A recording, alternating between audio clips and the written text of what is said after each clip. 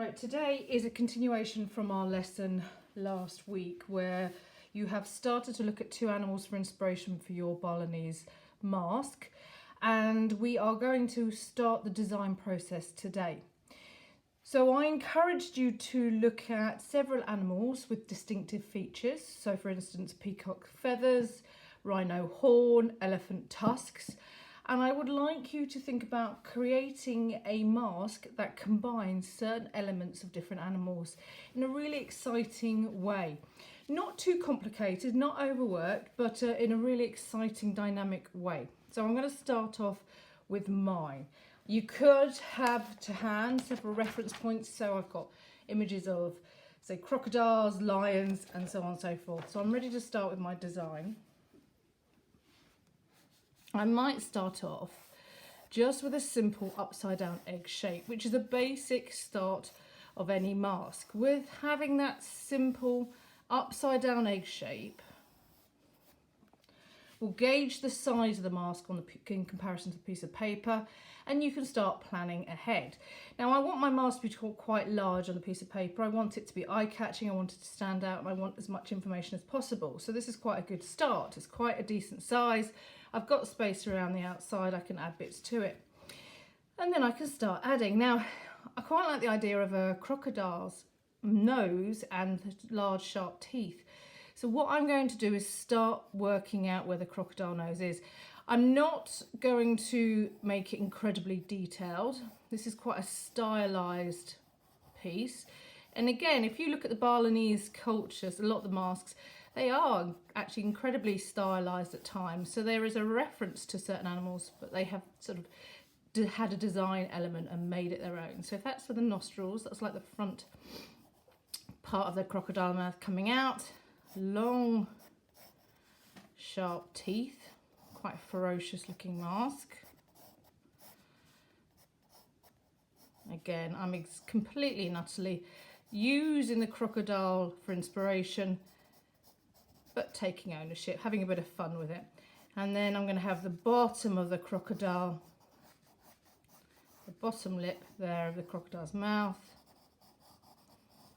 And again, just finishing it off. And I might want a couple of teeth coming here,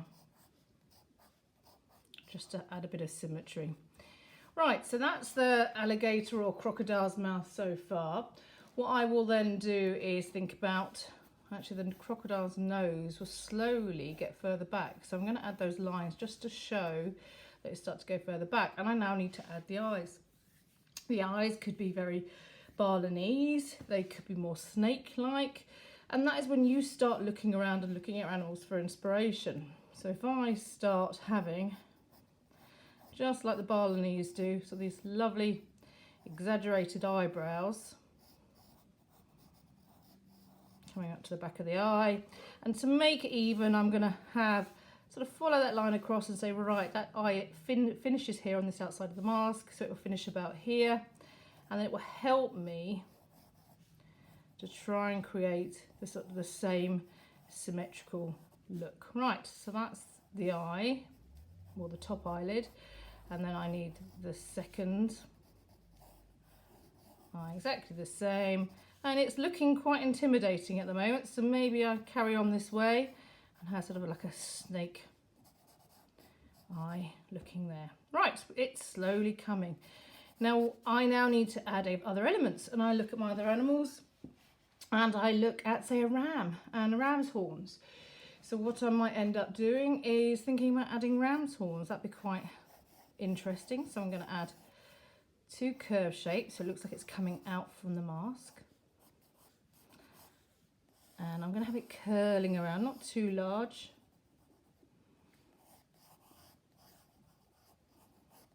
One there. And it'll be finished about here, so curling it around again.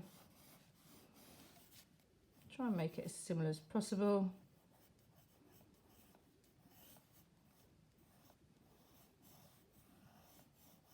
Okay. Right, again, ram horns are not smooth. I look at the picture and there's lots of these lovely ridges. So what I might do is spend a bit of time adding these ridges. So you can see how the design is slowly coming from nowhere. Just looking at the animals for inspiration, it's building up, using your imagination. How could you make a stylized look? How can you combine the animals into exciting ways? And it will slowly and surely come together. Once you have finished that, you now need to think about where it's going to be developed further. It looks a little bit plain around here. It looks a little plain around the top here. Now I know in the little Balinese designs, they have extra ornaments, these additional ornaments, and even sort of crown designs. So just like the examples I've shown you before. So what I might do is carry on with that crown theme and reference directly the Balinese mask. So I have got that style now, and finally one of my animals I know was the lion, and I would like to have a big lion's mane, so I'm going to add this lion's mane, but I'm not going to add it with lots of fine lines. I'm going to style it. Remember, we are creating quite a simple stylized mask. There we are, my stylized mask. Do I want a tongue in here? Possibly, maybe. Reference it just slightly, make it a little bit more interesting in there. Right, I am now ready to add colour. So what I'm going to do is I'm going to get either watercolour pencils or colouring pencils if I'd like to, or watercolours. I've got my pot of water, my brush ready to go, and I've also got a black fine line pen, not too fine, quite a nice edge there, so I can create dramatic outlines for my mask design if need be. And there are several different ways you can use and add colour. If you want quite a subtle wash of colour, what you could do, so if I wanted quite like a flame looking mane, what I would do is I would get my reds, I would get my oranges, and I'd get my yellows. And I would add where the darkest shadow, from where the crocodile's mouth sticks out, I would add that red very subtly.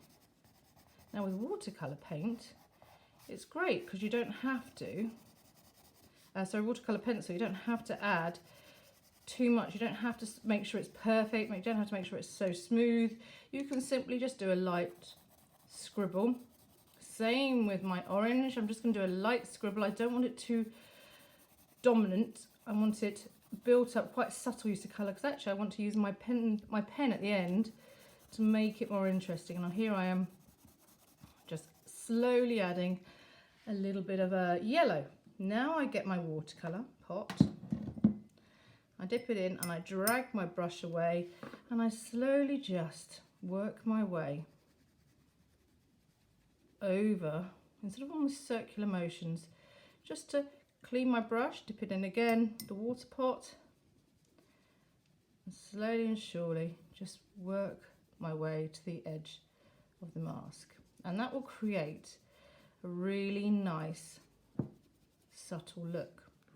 If I am using paint, you can do a very, very similar way. So you can work away with your red paints. You can use the lid of your paint tray to mix colours that you'd like.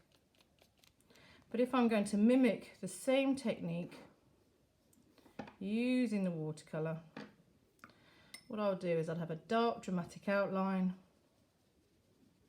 I add my water, and just like with the watercolour pencils, it will bleed out. And I can even add a bit of yellow to change the tone.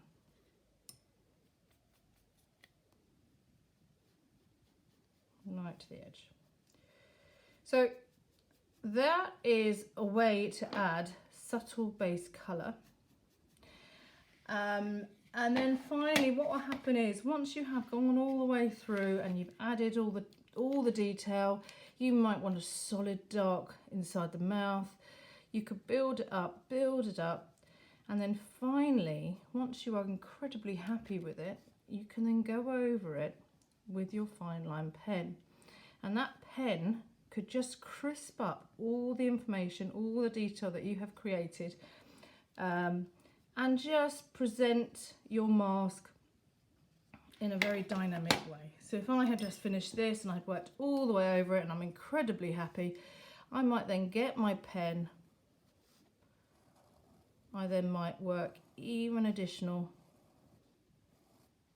lines into my work to create that extra touch. So that is even cross-hatching maybe a little bit here to add a little bit of shadow. That is what I'd like you to think about doing. This is your task, and if you have any questions, just at me or tag me. Okay, thank you, boys.